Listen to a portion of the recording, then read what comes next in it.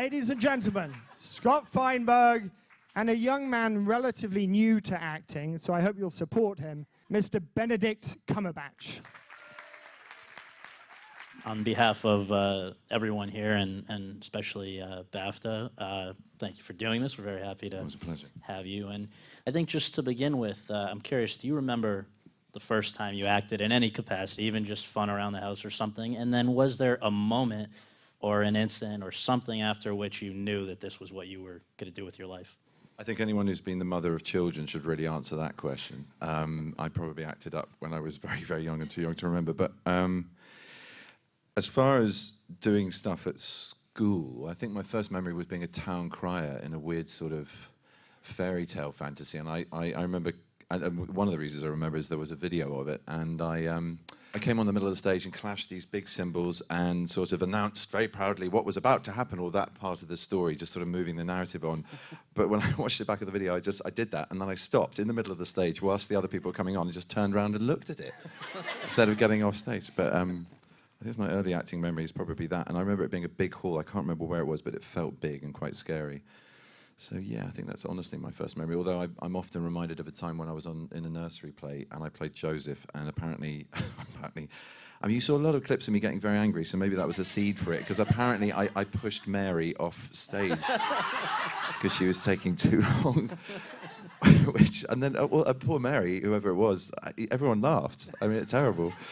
I haven't done that to a leading lady since. Well, Kira maybe a bit in the Imitation Game, but, you know, no, I'm joking. Well, you know, people may or may not know that you went and got a master's degree at the Professional Theatre of the London Academy of Music and Dramatic Art. I just wonder if you can talk about what the biggest takeaway from that was, and also I know, you know, often actors are asked to describe their method or their technique, their approach, and I know that you have an opinion about this, which was interestingly reinforced by one of your co-stars. So I would just like to ask you about that.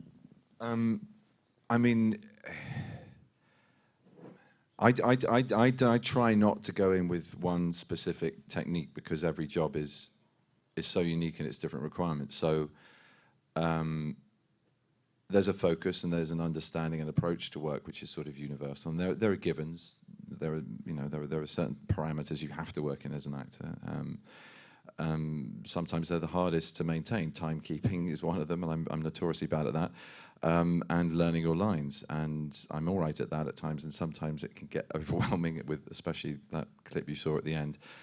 With that character, he's quite vivacious. So there are good days and bad days. But yeah, I would say that it's just, I've always felt instinctively that it would limit the range of the work that you are capable of doing if you had one method that you imposed on everybody else that you're collaborating with.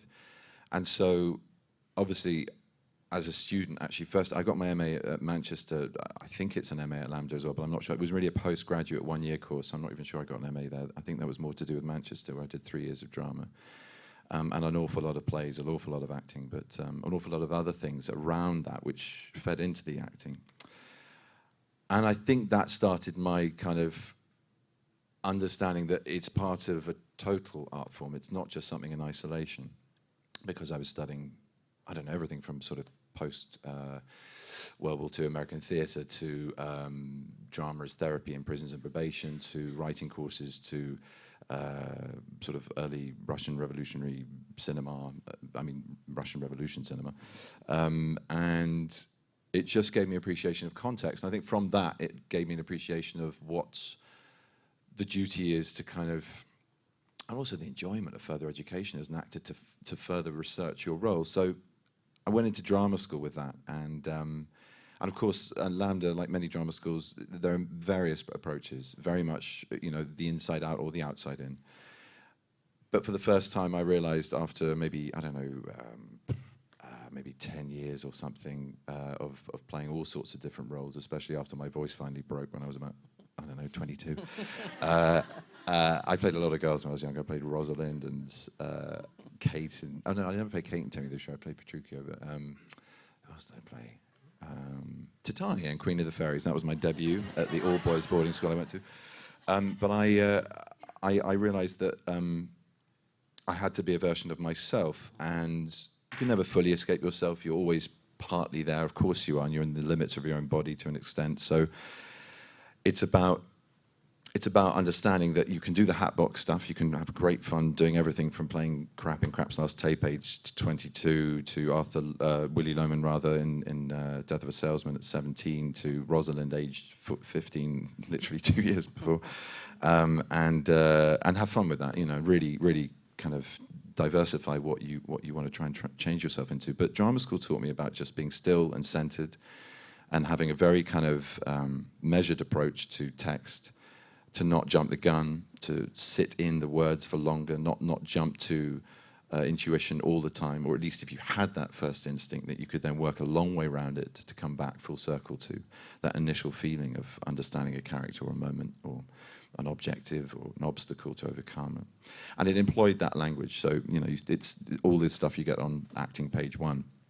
And that was really useful, just to put the brakes on and just evaluate where I was with that, my real understanding of it, and not just skim over it, which obviously I think I probably had done a lot at school. And have you, when you've worked with various interesting I know, veteran he's trying to get me to say, when I worked with Meryl Streep, first bit of name dropping of the evening, but she and I had this conversation because I was watching her bring Vi Wesson to life, and I was going, how the fuck is she doing that? She's playing grief, she's playing esophageal cancer, she's playing the effects of the cancer drugs or not the drugs, she's playing the uppers and downers that she's taking, and she's playing everything that's been boiling in her since a child, since an abused child, being an abused child. And I just saw this actress at the height of her powers being able to play every single note of her character like not even a conductor of an orchestra, but like she was literally running around and playing every instrument. And it was really phenomenal, and I thought, how the hell did you begin? What was the first in? And did you work from the outside in this one? And anyway, we had a cigarette. It was election night, and we were chatting around the balcony. I said, I've got to ask you. It's wonderful watching you work. And how do you start? Do you have a base that you always build from? And she went, what do you mean, like a specific technique? And I went, yeah. And she went, no, I think it changes all the time. And I went, oh my God, thank God to hear someone say that, because that's what I do. That's what I'd always done, and simply for the reasons that I think it keeps you able to adapt your craft, to learn from those around you. And so yeah, there are some jobs that are much more like the method than others. I mean, I work with Katie Mitchell in the theatre, and she provides such an intense process. You don't need to have gone to acting school in order to be able to be in one of her productions. She gives you such a kind of complex, multiply layered kind of focal point to hook your character on, whether it's the temperature of the room, whether it's the sound that the neighbour's dog's just made, whether it's the memory that the photograph that's not even on the set but that you've talked about in rehearsal is giving you as you look across the room to the counter to the left of the wife you're talking to, lying about the fact that you've been fired. I mean, just all this stuff, to the point that we got to first night, and it was a real shock having an audience for a start. It was just like, well, you know, that happened, and I was like, why? That's not funny, because in my mind that's something very, very different. And then once that was played in, it was wonderful. You just really had not a disregard for the audience, much though she's criticised for that. It really isn't what she's about at all. She just builds a doll's house and lifts one of the walls off. And I've always loved watching her work, and thrilled to be a part of it. And I really, for the first time in my life, didn't fear judgment on the press night. I thought, to hell with it. And that's really what it all should be about anyway. You know, you should just be committing to the work and not worrying about the perception of it. You've made that compact with the director and your fellow actors, and it's about carrying that through. And it's not just about press night, it's about building to that last performance. Every day you're making new discoveries and moving it forwards within certain confines. You're a character, you've got certain tactics you can employ to overcome your obstacles, but you can't just suddenly bring in something you could do as another character. You can't just deduce the shit out of it like Sherlock if you're someone who has a little lower IQ and is not so kind of focused as that man is. And so, you know, that was extraordinary, and I took a lot from that. And the seeds of that were in drama school, but beyond that, yeah, that was the first real calling where I went, wow, I can escape into something that's so focused that I sort of become lost in my task rather than self-conscious about what the effect of what I'm doing is going to be on an audience. And in terms of just on a day-to-day level, what do you feel brings out the best in you? Would you be somebody who responds well to a lot of rehearsal or prefers not to? Would you be somebody who, in the case of film or TV, you know, if you're asked to do many takes, is that something you appreciate, or you know, sometimes people say it maybe takes some of the spontaneity out of it? Where do you fall? I like doing a lot of takes. Yeah? Yeah, I'm really bad at that. I'm really bad. It doesn't mean that I do a lot of good takes. It just means I like doing a lot of takes. Right. But I mean, I don't know, and various rhythms come in with different characters and situations. You know, some directors have said your third's your best. First is the warm-up, second you're getting used to it, and the third is good, and then everything else you're trying to chase that third one. But I mean, on other jobs, it's the 18th sometimes. I can't remember what my record is. It's pretty heinous, whatever it is. As far as rehearsal goes, to go back to the first part of the question, absolutely. I mean, when it comes to film and television, it's a luxury, especially television. But it's sort of essential because you get to a point where you have some concrete grounding for what you're then stepping into, so you can tackle the day's work when there are going to be technical difficulties, running out of time, or light, or cameras not working, or whatever it may be. Then when you have to just hit the ground running, have that in you. And also you can play, you can have fun, you can evolve it, because you know you've got that kind of bedrock of preparation. And also that you're in collaboration with everyone else you're working with. You're not on a solo flight, and that's really rewarding. And again, I suppose that comes back slightly to method. I think for me, if I'm locked off doing my own thing, and there's certain days where you have to do that. The brig scene in Star Trek, I couldn't play Scramble with Friends with Zach and Chris. I had to go. Now I got to go into my corner and think about my shit and why that's more important than their shit. I mean, no, we just, sorry. Wow, so articulate.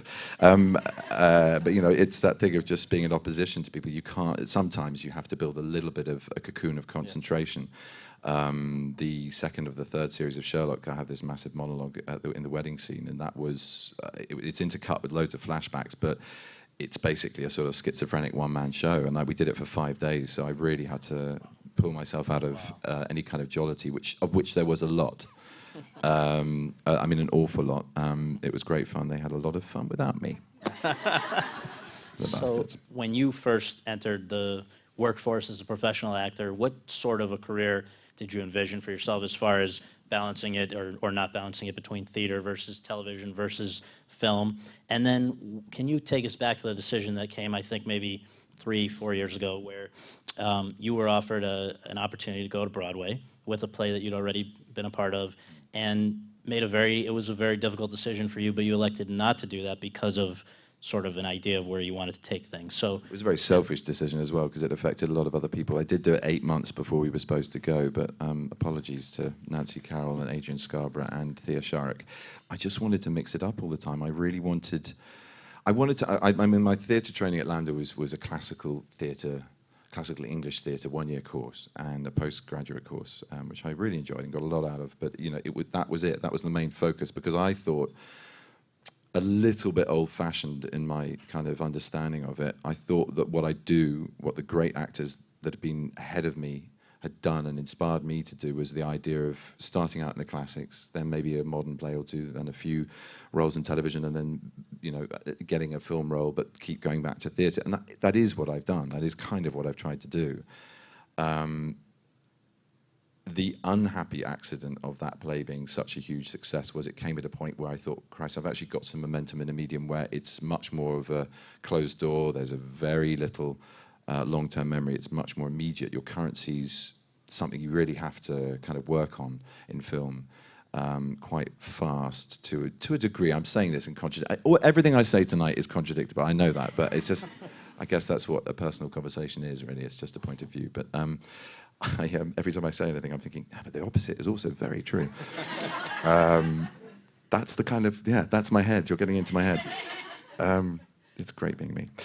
So yeah, I was really lucky to have just had a few breaks, obviously with Sherlock, but also with Tinker Tailor, also with Frankenstein, and being cast in Warhorse. And that all came at the same kind of point where we were supposed to be coming here to do this Broadway production of After the Dance, which might still happen. It might be a film. We don't know. There might be some life left in it. It was a wonderful experience in London.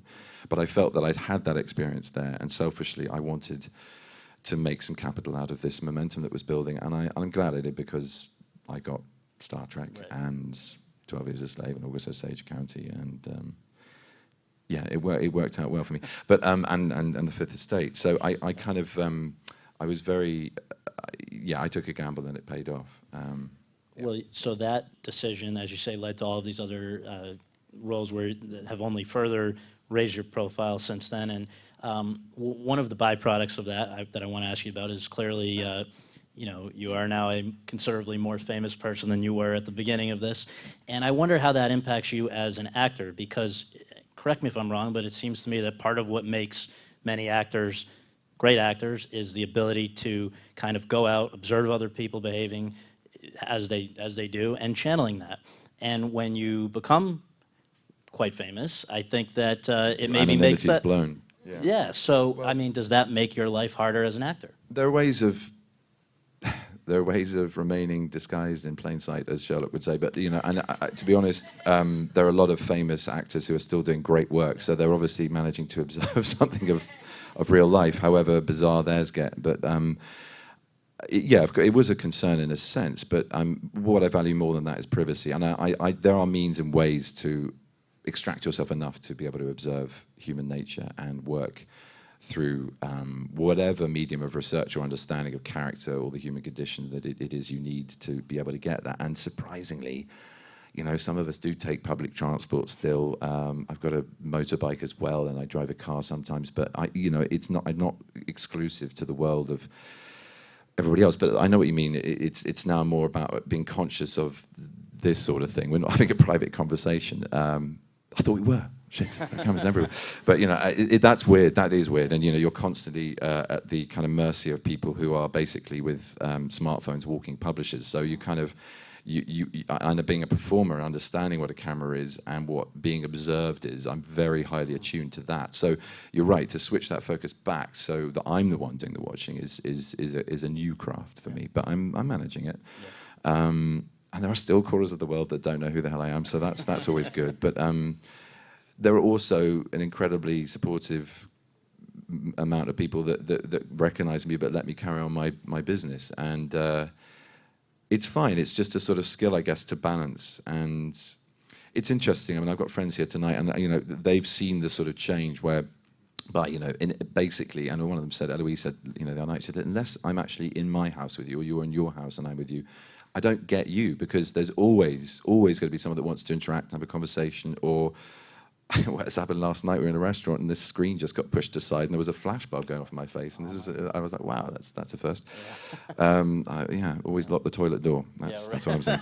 I mean, you should anyway. Yeah, that was but yeah.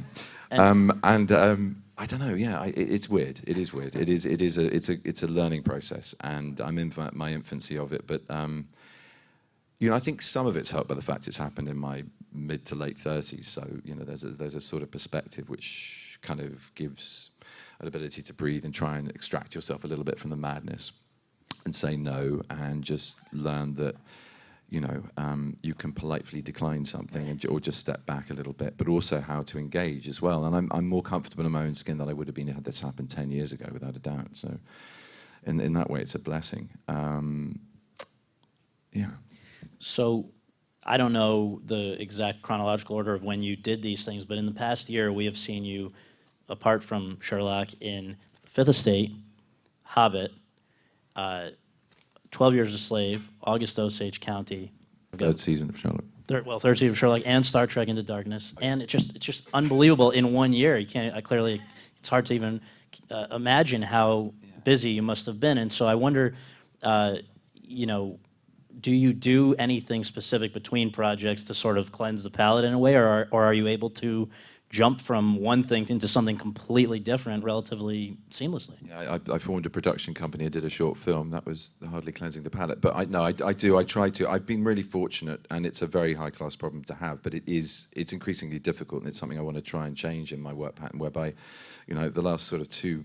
I mean, this is a bumper crop of 5 months worth of film releases coming out from about 1.5 years' work. But in those 1.5 and 2 years before, a lot of projects have dovetailed, and that's kind of that always makes me anxious because not for fear of repetition, although there is always that fear, but I always choose one of the criteria anyway for my choice of work is to have variation.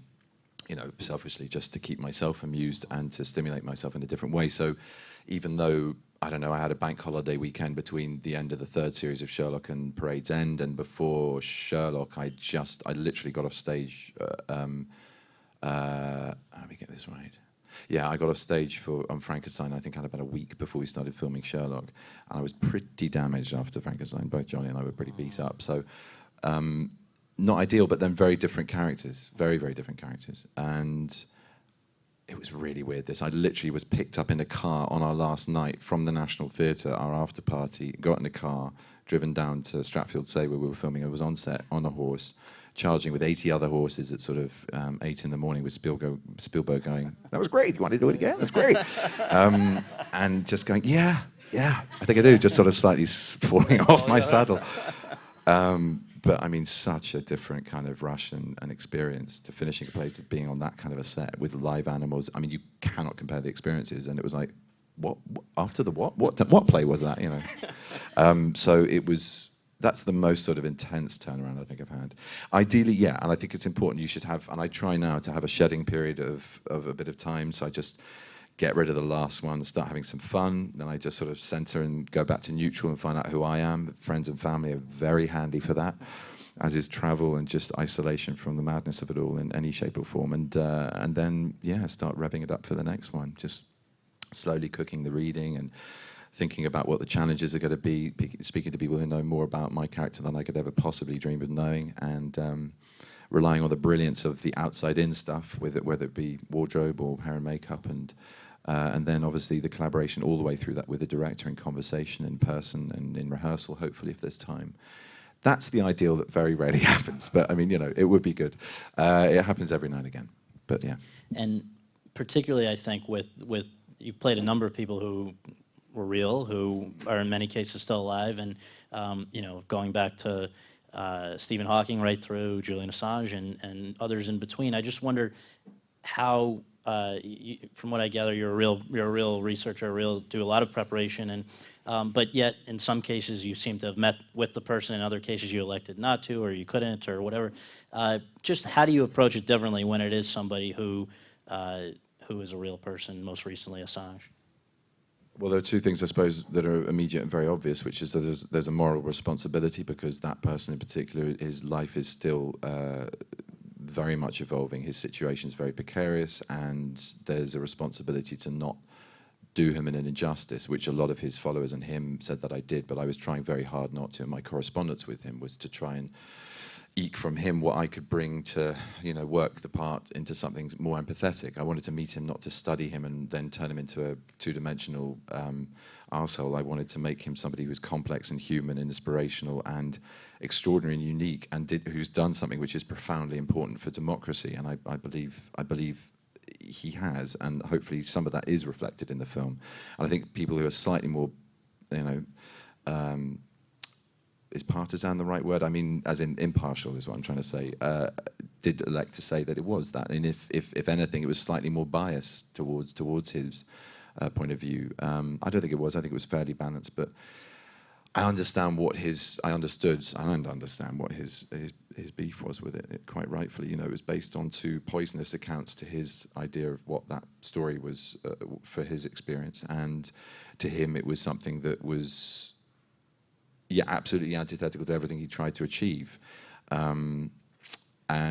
You know, he was dancing on the grave of the box office flop that it became. But I'm still really proud of it as a film, and I'm really proud of my work in it. And I'd stand by it. And if I was offered the part again tomorrow, I'd do it in a heartbeat. I mean, to try and do justice to a man like that. I think he's the only Australian I've met, or haven't met, but had conversation with or heard opinions of, that doesn't think the accent's good, or that I'm not like him. Every other Australian says I got it. But, it was pretty. You know, but seriously, there's a real care of duty. And when it's slightly less, I mean, that was very complex, because there was a morality that was very current, and it was so politicized. Every action of being involved with it was a political statement, as much as, you know, he thought I was sort of working under the auspices of DreamWorks / the State Department, you know, as a hired gun, I really contested that in quite a full email to him. But you know, I feel strongly as an actor that you should be allowed to try and dance with these very complex subject matters. And it's tricky because most of the real people I've played are pretty extraordinary characters, whether it's Van Gogh, whether it's Stephen Hawking, whether it's Julian, Turing now. Alan Turing recently. And you know, I can, you know, all we do is the most light, vague interpretation or impression of these people and their true depths and brilliance. And you know, the cinematic art form in itself is something that condenses years worth of experience and moments that stretch out into boring infinity, into a eureka moment or you know, a moment of high drama. Everything about it is riddled with complexity, because especially when it's a real life, you think, well, God damn it, I know from my research and I know from talking to this person or from my reading that it didn't happen like this. And it raises a big question. It makes you go, well, why the hell are we doing anything about real people? But yet, we need some access, I think, some narrative access to understanding these extraordinary people in these extraordinary times. So I always look at it, and I know this is a massive get-out, but I do always look at it as fictionalized truth. And I think most canny audiences know that. If they're going to go to something which has as rich and complex a subject matter as well, yeah, the mathematics of Turing and code breaking, or you know, astrophysics and everything that Stephen's amazing at, and Julian and computer hacking, programming / WikiLeaks and everything that he did. You expect people to come to it with a certain degree of cynicism about, well, this is a film of this, and if I really want to find out about it, it's a conversation starter. It's not a fixed point to judge everyone by. So there's that engagement, and then there is obviously the thing that these people do still exist, and often, not all of them, but obviously, but not Van Gogh, but you know, there is an audience that already understands these people through a medium, whether it's biographies or articles or documentaries. So how do you bring about something that is both new and invigorating and different, but at the same time has an echo of something that has to be a reflection of these people? So that balance between interpretation and impersonation is kind of vital. And yeah, having a really good hair and makeup team, that's always helpful. A good script is also helpful. Good director is ultimately the most helpful thing you could ever have. And I've been very blessed on that front. Well, on those fronts. Having spent the last few weeks going over just about every interview you've done and all the profiles, I found that one of the adjectives Oh, you. That's a long week. No, well, it was... Did you see your family? I mean, no. Do you have a family anymore? No, not anymore after that. No. It was actually very interesting because, you know, there are certain, obviously, recurring things that you say, but also that interviewers or profilers would say. And one of the things in terms of a complimentary adjective is there's sort of a sense that you're timeless. There's something about you. You could have just as easily been dropped into a movie with Trevor Howard or, you know, Peter O'Toole or somebody as you are today. And the blessing of having a weird face. Somewhere between an otter and something that people find vaguely attractive. Or just an otter, which is vaguely attractive. Which is right, that's right. Yeah, it's, I mean, in all seriousness, I mean, I've kind of grown up with this face, and it's been in the industry for 10 years, and now it's getting on these hottie lists. I just kind of go, well, it doesn't make any sense, because I was nowhere near the 1,000th hottest face when I started out. So I know a lot of it's projection, which is kind of flattering about the work, I suppose. But what I'm saying all that for is, you know, I started out and went, yeah, no, you know, I'm not a typical beauty. So basically, I've got a long neck and a long face. That's usually period. That's usually some kind of inbreeding weirdness. So I'll run with that. I'll wear some high collars and get on a horse or two. I'm fine with that, but not all the time. Not all the time. Not all the time. Sometimes I'll just get a collar in a 21st century drama and turn it up, as you'll notice I did in Sherlock. So yeah, no, it's I kind of the otherworldly. I mean, I had a great English teacher called Martin Tyrrell, Oscar. You remember him? And he said, "It's weird. You remind me of William Blake." And I went, "What?" The hallucinating visionary poet of the Romantic era. He went, "Yeah, well, no, it's just you're quite an old soul." And I went, "Oh, I kind of like that." And it kind of, an old soul. Did someone say what? As in not a new soul, an old soul, old smelly leather soul. And I kind of ran with that because I was fortunate enough to grow up in England, and you're surrounded by your heritage there, and it's a very deep, very long, very kind of old I mean, not my heritage, but like the heritage of the land and the culture. And I went to school where there were buildings that were 400 years old, and those were the new ones, you know. It was kind of inspiring, and it meant that whatever I was doing in my context, in my time, I could always see what the past had evolved into and realize that we're not all that far away from that. We really aren't. And we, you know, it's important to be able to recognize it and to be able to honor it and learn from it as well. And I can't remember your question. No, that was great. That was good. No. It's very hot in here. Okay. Okay, so another thing that I sort of jumps out to me about your work, from Sherlock to Tinker Tailor. I mean, you've talked about with Tinker Tailor that it was a particular thrill to work with Gary Oldman as somebody who you'd really looked up to, but also sort of mask shifting, I think was the word you used, that any actor worth their salt would enjoy the opportunity to be putting on a variety of masks. I mean, yeah, it's a gift. The idea of being a spy for an actor is kind of a gift. I mean, I was half hoping I might get tapped on the shoulder by MI5 or 6 or one of them.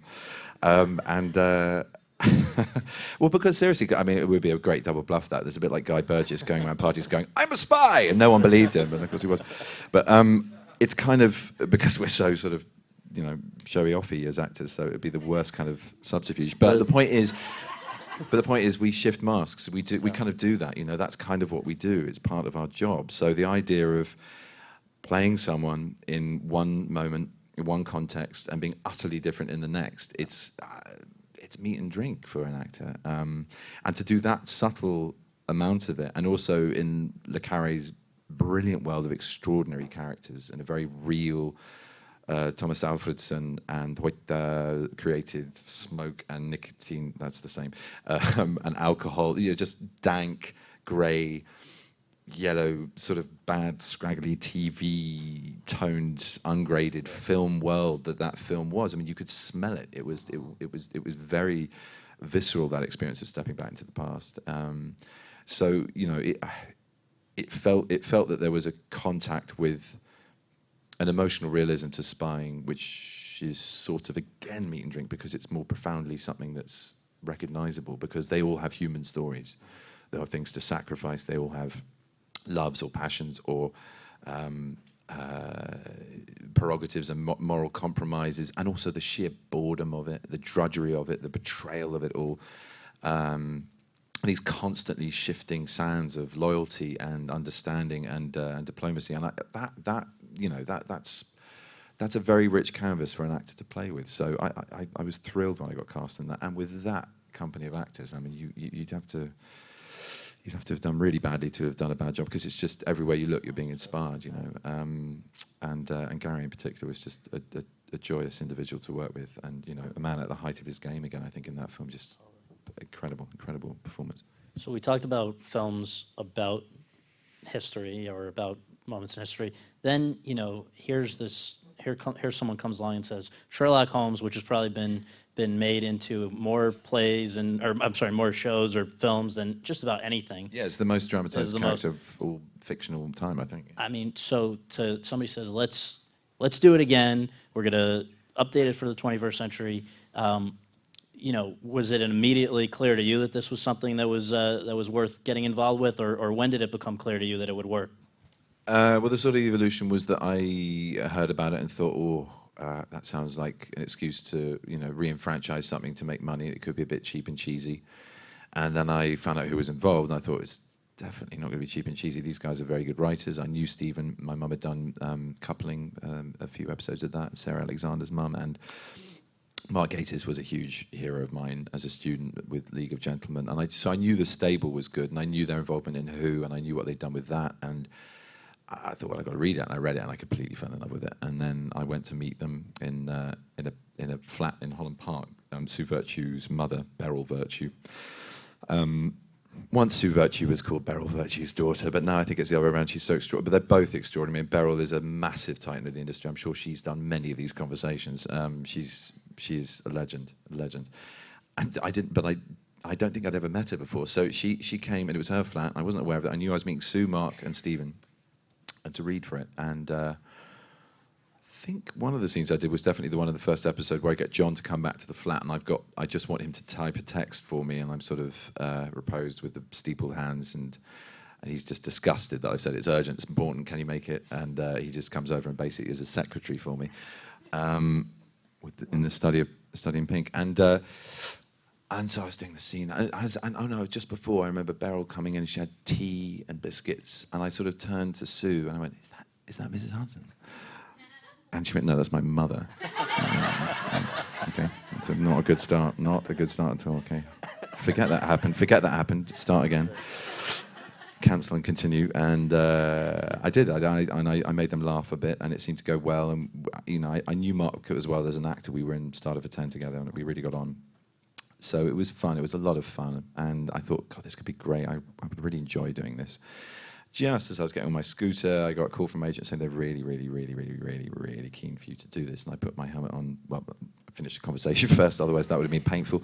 I said, Christ, this could be really exposing, and in a good way. But I thought this is a very iconic character, and whether it's good, bad, or indifferent, there's going to be a lot of focus on it, as there always is with any incarnation of the great consulting detective. So I took a bit of a deep breath, and I thought, do I want to do this? Is this the moment to do that? Because I kind of, you know, there'd been other things hovering around that I might have pursued or might have done, and I just went, no, I kind of want to carry on doing the work I'm doing, which is there. It's getting recognition, but it's, you know, it's leading to the next job, and I was fine with that.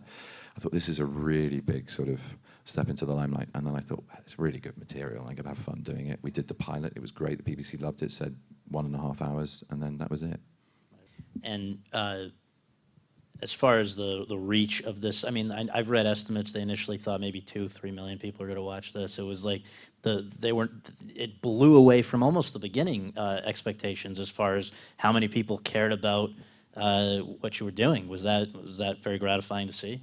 Well, we were all around at Sue and Stephen's, and we watched it. I'm trying to remember if I don't think Martin was there at the time. I think he was doing a job, but we all watched it, and I was really aware of this immediate audience response. I don't engage with social media. I have done a Reddit, but that was it, and I really enjoyed it. But for other reasons we could talk about in a minute, that would take over my life and probably ruin it. But I was just amazed at how vocal and immediate this response was, and it was pretty good. It was all very good by and large, I think. I mean, they didn't read me any of the bad tweets, and so these tweetings and bloggings and just everything just came alive. There was and that's very rare to have a live experience with an audience when it's a television program. It was a new experience for me, and I was literally half expecting to sort of, you know, walk outside to get the train back from Kew and just and see like banks of photographers or for news reporters to be abseiling from helicopters. Then I go, what is it like to be in the new hit show? And thank God that moment was delayed. But it was very overwhelming in a weirdly distanced kind of way, because obviously it wasn't in person. But we were very aware of it being a bit of a hit. Yeah, we were thrilled. We still are. You talk about some roles being exposing. Then there's another kind where I guess we would have to talk about The Hobbit with Smog, where I think that there are some actors who are resistant to the idea of mocap technology. They say, you know, what's to stop them from just sort of using CGI to replace all of us? But it sounds to me from what I've read that it was a positive experience for you, that you enjoyed it, and that you really dove into how into the process of actually being very, the whole physicality of it all. So is that correct, that it's something you actually got a kick out of? Yeah, I mean, a huge part of what I enjoy as an actor is the craft of it, the dance with the medium that you're working in, whether it's camera or stage, and the various different requirements that involves. And we evolved a lot of the language, the visceral visual language with Paul and Steve, the first DOP on Sherlock, together, and it's a collaborative thing, and I really enjoy the technical side of what I do. I like to then, after rehearsing it and understanding it and getting something of a choreography of it, just lose myself in it and discover new things and probably fall into the camera or whatever, but just move away from doing something precise and precious. But I do have an awareness of it. I mean, that's kind of what we do. I think anyone who doesn't completely And there are actually no, that's rubbish. There are moments that I've had as well where the director wants you to just completely ignore what's happening with the camera and just be in isolation. Again, like Katie, just not know anything about what's happening beyond your experience of your immediate environment. That being the cutoff if it's a stage, or whatever the set is if it's a camera. And at the same time, if you're doing stuff that's a little bit more technical, a little bit more visually flary, like Sherlock is, and obviously Star Trek, and very much Smog in mocap, you kind of have to go the distance of understanding it in order not to hurt yourself, primarily, and also just to make it work, make the shot work, make the moment work, and then you can go back and step into something that's inhabited. And this was a completely new vernacular for me, and I didn't have Andy there to help me, although, as I joked, you've only done biped mammals, and now I've got to do a serpent reptile, so, I don't know how your work would translate into smogging. But, I mean, he is the king of it, he's the don of it, he's the pioneer of it, and he's the master of it, and why that man isn't just literally weighed under with Oscars is a sad, I think, truth of why it's not being recognised for what it is. It's the unloved child of cinema because it falls between SFX and animation. And yet it's such a visceral, live, performance-driven form of art, a form of extrapolated cinematic art. It's something that, green screen, I understand Ian's grumbles about that. It's hard, it's really hard, because you're continually projecting all of your performance to a ping pong ball, and there's green screen, and yet you are Gandalf. And, you're in Gandalf's costume, and you're doing Gandalf's voice, you've got Gandalf's makeup, you've got Gandalf's continuity, you've got Gandalf's lines. Well, you have the lines that you're playing, or the character you're playing when you're motion capturing, but you don't have the same context. You're in a room a little bit like this, in fact, very much like this, wood panelled. You've got infrared sensors all around the roof, the kind of cornicing of the roof. You've got this grey carpet. My God, I could actually do it now. I won't. And you're just free to position yourself into something which, after you walk on set and you feel, I mean, most of you might have read me saying this before, but you feel very self-conscious because you're in an all-in-one grey suit, and you've got little reflectors all over you, and your face is dotted in a sort of aboriginal pattern of white dots, which you have a cast, which in my case was taken for Khan, and then that Khan cast was used for my face, which was put on my head, holes drilled through it before it was put on my face, that is, and then these dots planted on it so that every facial movement was kind of corresponding with a coordinate, which they then mapped in, which you get a lot of in the finished film. And you feel like a complete booby, it's embarrassing. You're kind of walking on going, "Hi, everybody. I feel silly." And they're like, "Oh, Benedict, great. It's do you want a coffee? Or just sit down. We've got a chair over there. It's got your character's name on it. It's Smaug. So yeah, Peter's going to be down in a minute. So do you want a juice, or do you want to sit down and relax? I mean, we can, we've done the range of motion, and that's the other thing. You do a range of motion exercise, so you kind of literally move your limbs, your arms, your head, whatever." Limbs, your arms are limbs, you know what I mean? You move your body to get like a full expression of what you might do in the space, the volume as they call it. And then you're on set being embarrassed, and then Peter comes down, he's padding barefoot, going, "Oh, Benedict, do you want to talk about it, or do you want to just do something? I mean, it'll be, what do you want to do?" And you go, "Well, let's talk about it first, because I'm feeling a bit silly. Can I take this helmet off that has a camera in front of my face?" Yeah, do whatever you want. Cool, okay, so this bit in the script, and then you work out the intentions and the actions and the shape of the scene and the character's motivation, just all the page one acting shit, and then you get back up to being, a fully kitted out booby. And in my case, I'd done a little bit. The thing you said about research, so I'm jumping out of that question just for a bit, because I remembered I didn't really answer that. It's a security blanket. Not all of it, very little of it ends up on screen often. And it's just to take a little bit more possession of the extraordinariness of some of the things I'm asked to do, because it's so far removed from my experience. So it just gets me a little bit more, it just gives me a little bit more courage to pretend to be something I'm so far from. And so, for example, playing a fire-breathing dragon of however many 100 feet, who's ancient, lives in a pile of gold under a mountain in a kingdom of Erebor, who breathes fire, that's not my daily routine. So I went to the reptile house at London Zoo, and I looked at lizards and Komodo dragons, and I had some fun with that. And And then I tried to work that articulation into my body so that the boys and girls at Weta would have something to base my kind of physicality on when they extrapolated it into the extraordinary finished results you see. They are the best in 48 frames in IMAX, I have to say, having seen it in both frame rates. That part of the frame rate thing is unequivocally brilliant, I think. It feels like Martin's acting with a real live and a model, or at least, you know, at least a model, if not a real dragon. I mean, it's extraordinary. The seams between the real and the special effects are just, you cannot see it with that frame rate. It's incredible. So I brought that work into this grey carpeted wooden walled room and thrashed myself about and did voice work, and I absolutely loved it. I felt like a kid again, you know. You feel free because you can only attempt to throw an imagination at that problem. You can't research that one. You can't read books about when I was a dragon, when I was a young dragon, and you know what happens when you get crazy with gold as a dragon. You know. So I kind of just I lost myself in it, and I had a really good time. Some of the awful photographs of me pulling really quite terrifying faces on the internet have apparently shown, but you got to go the distance, and I loved it. I really, really loved it. And it, you know, I've done physical work before. I mean, Stephen Hawking and obviously Frankenstein as well. And all my work, I try to, you know, we often get criticised as Western actors as being head up, sorry, you know.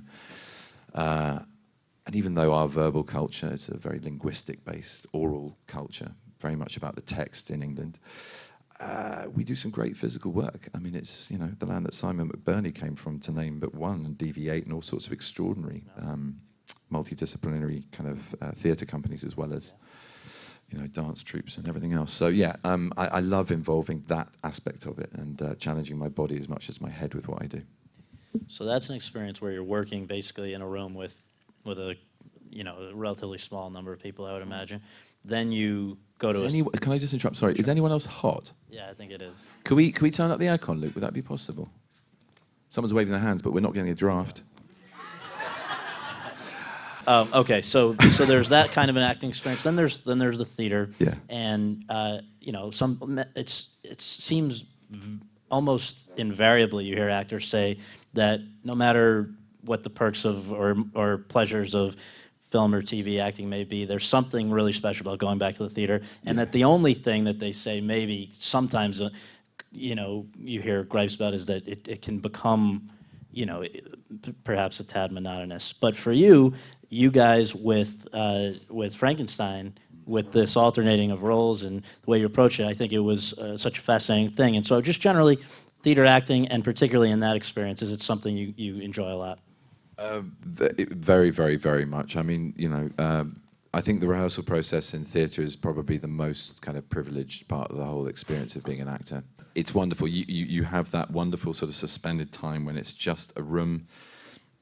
There's no one judging you. I mean, you're working hard because you want to please your director, but you're with a company of actors, and you're discovering each other and the world of the play, and how to, you know, bring off your part in it. And it's wonderful. It's wonderful. It's very cloistered. It's not what obviously it in the end is about. It's obviously about sharing that work, but which is always a painful birthing process, like that thing of having the womb-like experience of safety and security, and compounding whatever the world of the play is and whatever the requirements are. It's then you've got to realize that you've got to then get on stage or get in front of a camera to perform it. And it was a joy because there were such extremely different characters, although obviously with thematic crossovers and reflections, the creator and the creation. So yeah, there was a lot of stuff that, I mean, on some nights very early in previews, there were literal lines that were crossing over.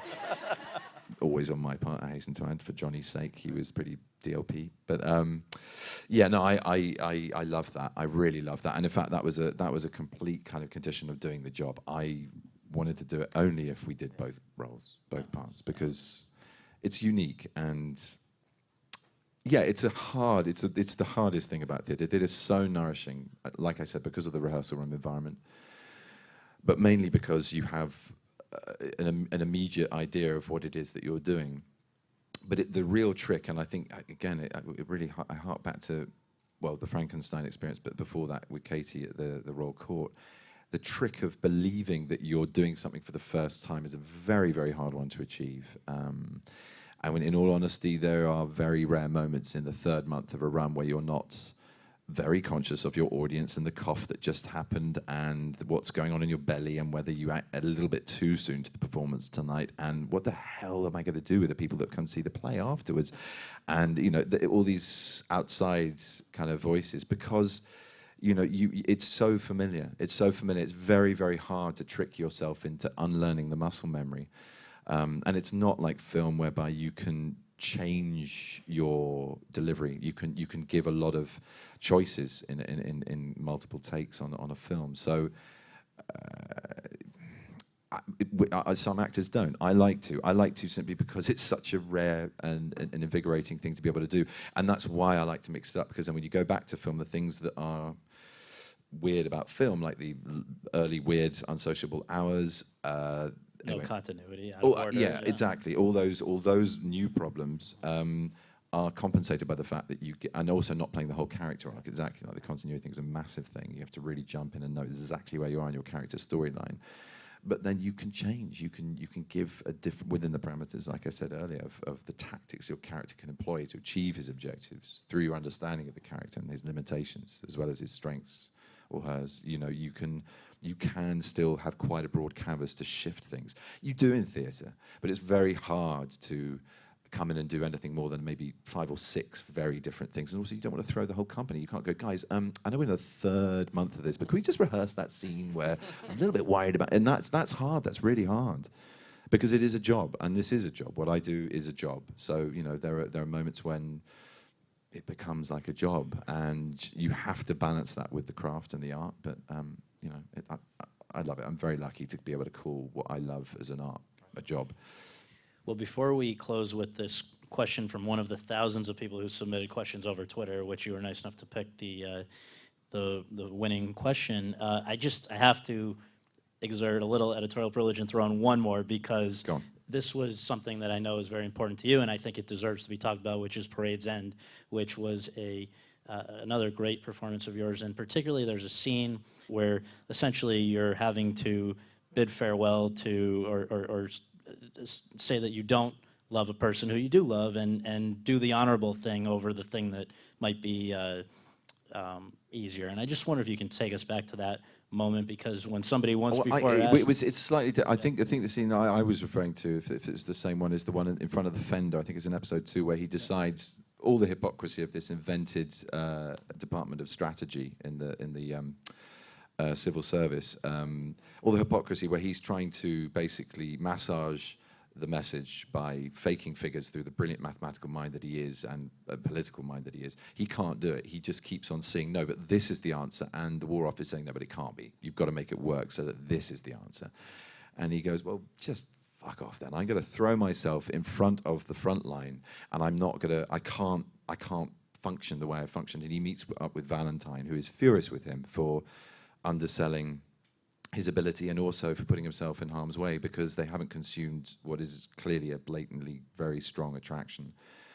And she knows that he might well end his life on the Western Front, and she thinks it's a waste of how he could be helping. And he has to stand up for what he believes, and it's a profound. I'm very rarely happy with what I do. There's always something I could do better.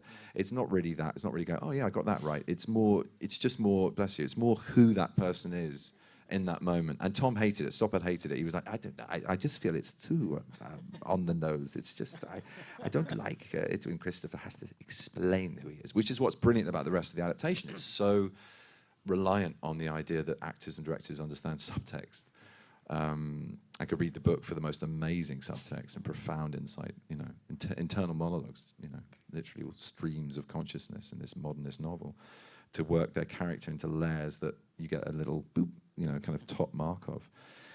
And yet, this is a moment where he goes, I stand for this. This is what I believe. This is what I hold true to. This, and I love that man. I really love that character, and I loved what he had to say about what he felt England was and what he felt society and the duty you have within society, the respect of your elders and of your past as well as your present, to, you know, obey and help those above and below your station in life. And, you know, he supports McMaster, who's a self-made man who's father was a shipping clerk in somewhere, I've forgotten the line, I think it's Liverpool, I don't know. But the point is, he's not against meritocracy winning. He's not about a fixed social order, but he's about wherever you are in that, at that given time, you better be good to those above and below you. And I just think they're very good principles. Yeah. Well, the last one before we liberate you is going to come from Twitter, and this is from Naomi at Cumberbatch Web. And I know. And Naomi's question was, Benedict, do you have a particular motto or creed by which you try to live your life? Well, and I'm going to paraphrase this. It's a Sousa quote, and a fan actually sent me a card with it on the front recently, and it's something like, love as though you've never been hurt, dance as though no one's watching you, sing as though no one's listening, and live as though heaven is on earth. And I just think that's great. That's about grabbing it all, enjoying it, and being profoundly lost in your experience of living on this earth.